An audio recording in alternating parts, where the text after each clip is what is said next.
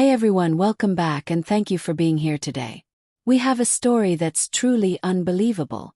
So let's dive right in. My name is Harold, and I've come to understand that not every lie comes with a warning. Sometimes they're hidden as jokes, playful teasing, or harmless fun. People will say something outrageous, watch your reaction, then shrug it off as a prank. But here's the reality. Not everything dressed up as humor is funny. Some so-called jokes reveal exactly what someone really thinks about you. I learned this in the harshest way possible on what was meant to be the happiest day of my life. In front of friends, family, and everyone who mattered, my fiancé pulled a stunt that made me question everything. In that instant I had two options: laugh it off and pretend all was fine, or walk away. Stick around to see what happened when a boundary was crossed that should never have been touched.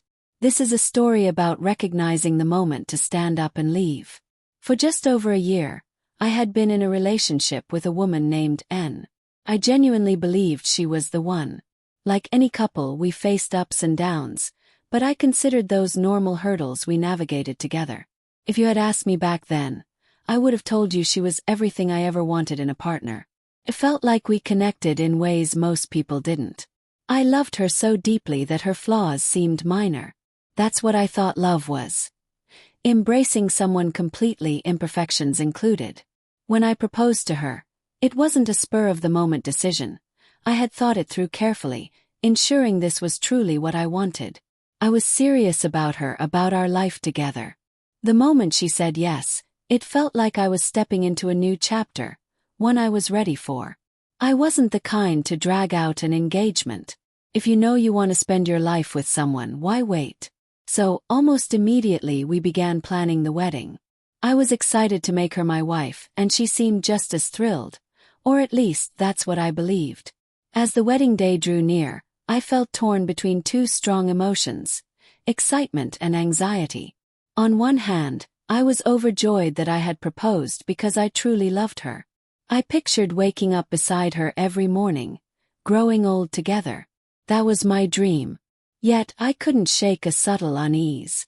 Marriage wasn't just a celebration. It was a lifelong commitment. I wasn't entering expecting an easy exit if things got hard. I wanted to do it right. It wasn't doubt about us or my love. It was the weight of realizing this was it. From here on it would be us. Every choice, every challenge, every plan we would face together. That kind of commitment wasn't something I took lightly. Still, despite my nerves, I told myself I had made the right decision. I loved her, and that was enough. The morning of my wedding was surreal. Sunlight poured in, and the air buzzed with excitement. The venue was packed with familiar faces, family I hadn't seen in years, childhood friends who had watched me grow, and distant relatives who traveled far to be there. Everywhere I looked, people were laughing, talking, and capturing moments. The energy was electric. Then my gaze landed on someone I hadn't expected: Vinny and his ex-boyfriend. At first I thought I was mistaken, but no, it was him. He stood among the guests, blending in seamlessly. And Vinny wasn't just any ex. She had spoken about him with pure disdain. She called him a mistake, toxic, selfish, someone she was relieved to leave behind. So why, out of all people, was he here? Confusion twisted in my mind. She hadn't mentioned inviting him. We had gone over the guest list multiple times, trimming it to fit our budget. Some of my relatives hadn't even made the final cut. So how did Vinny end up here? A storm of emotions rose inside me, but I stayed composed. This was my wedding day, and I refused to let something I didn't fully understand ruin it. I inhaled deeply and decided to confront it later. The ceremony began, soft music filling the air. I stood at the altar, heart racing, watching her walk down the aisle with her father. She looked breathtaking, exactly as I imagined. Her dress floated elegantly, and for a moment everything felt perfect. I reminded myself this was it, the start of forever. The officiant spoke, the guests watched, and the weight of the moment settled over me. Then, just as we were about to exchange vows, she did the unexpected. She reached for the microphone. At first, I assumed she wanted to say something sweet, A thank you to our guests, a heartfelt note to me, but I was wrong. Before we continued, she said, I just want to acknowledge the love of my life, Vinny. Silence gripped the room. My mind raced to process what I had just heard. Some guests chuckled awkwardly, unsure if this was a joke. Others shifted uncomfortably. My family sat frozen, expressions a mix of shock and disbelief. In that moment, I realized this wasn't a prank. This wasn't a misunderstanding. It was far worse. And I had to decide. Stay and pretend all was fine or walk away. What happened next? Let's just say some lines should never be crossed. I looked at her, and her face told me everything. She had said exactly what I feared, and I didn't need confirmation. Scanning the crowd, Vinny sat there, relaxed among the guests, a smug smile on his face. Whether he expected this or was as shocked as I was, I couldn't tell. At that moment, none of it mattered. As I tried to grasp what had occurred, she waved her hand dismissively, chuckling. Relax. It's just a prank. Prank, that's what she called it. My mind raced with a storm of thoughts. How could I commit my life to someone who found this funny? Did she even realize how humiliating it was? I was about to dedicate my life to her, and she had turned it into a joke. Looking around the room, the reactions were mixed. Some guests looked visibly uneasy, while others seemed entertained, as if they were watching a reality show. Meanwhile, she stood there smiling, expecting me to brush it off like nothing had happened. I took a deep breath, met her gaze, and said, Well, if we're doing pranks, here's mine. I'm calling off this wedding. A stunned silence fell over the room. The laughter and chatter that had filled the air just moments ago vanished. I watched her smile fade, her expression shifting in slow motion. A few guests whispered nervously to each other, unsure if they'd heard me right. The officiant, standing just a few feet away, looked frozen, waiting for guidance. But there was nothing to do. I'd already made my choice. I didn't wait for her reaction. I turned and walked away. Behind me, the commotion erupted, voices overlapping in shock and disbelief. Did he just leave? Someone muttered. Serves her right. Another voice chimed in. This is ridiculous.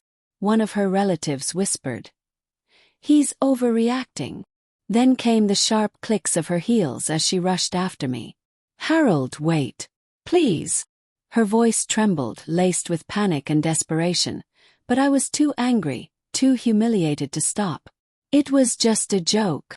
Please don't do this, she pleaded. A joke. Maybe if it had been private, and she immediately apologized, I could have processed it differently. But she had done it in front of our families and friends on what was supposed to be the most important day of our lives. And she expected me to laugh it off. I wasn't laughing. She caught up to me just before I reached the exit, grabbing my arm. Please, Harold, just listen. Her eyes were red and glossy with tears. I didn't want explanations. I shook off her hand and kept moving.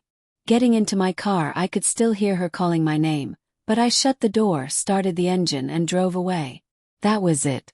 I was gone. There was no coming back. As I drove back to my apartment, my phone wouldn't stop buzzing. Call after call from her, her mother, her sister, even mutual friends. Then came the text.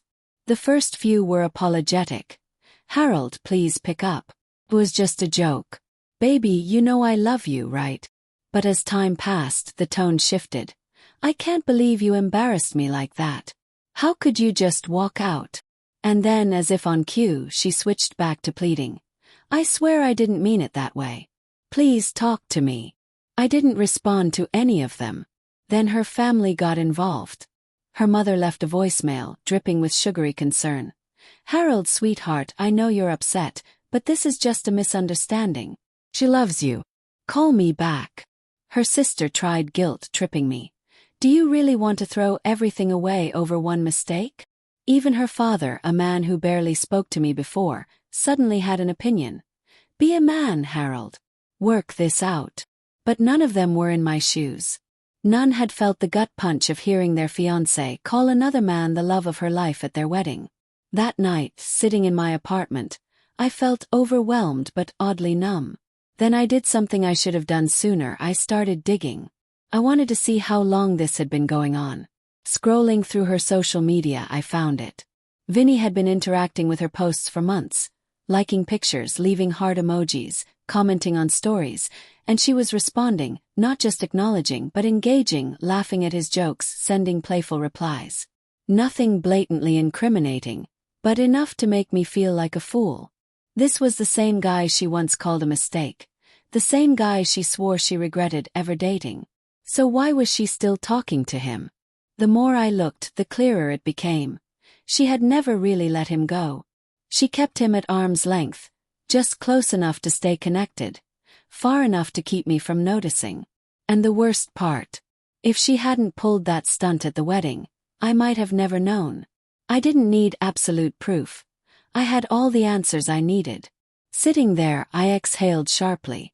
I had dodged a bullet. If I had gone through with that wedding, I would have spent my life on edge, waiting for the next joke, wondering when I'd be the punchline again. Marriage isn't a high school prank. It's built on trust. If she could humiliate me in public, what could she do in private? As my phone lit up again, it wasn't her this time. It was my friend Jason. I let it ring a moment before picking up. "Man," he said firmly, "you did the right thing." I didn't need validation, but hearing it from someone who knew me made my choice even clearer. I had walked away from something that would have cost me my peace, my dignity, and perhaps my future. Here are 2 lessons I learned. First, love without respect is an illusion. You can love someone with all your heart, but if they don't respect you, if they don't value your dignity, that love isn't real. Love without respect is like a house without a foundation. It may look strong, but it collapses the moment a storm hits. Second, if your partner humiliates you and calls it a joke, you don't need a wedding. You need an exit. Disrespect, even when disguised as laughter, is still disrespect. Someone who truly loves you wouldn't risk hurting you, not even for a second. Marriage isn't a joke. Commitment isn't a game. If you find yourself treated like a punchline, don't waste time trying to fix it. Walk away. Now I want to hear from you. What would you have done in my place? Would you have stayed? Would you have reacted differently? Drop your thoughts in the comments. And if you've ever had someone cross a line and laugh it off, share your story. Someone out there needs to hear it. Thanks for reading, and remember, love should never come at the cost of your self-respect.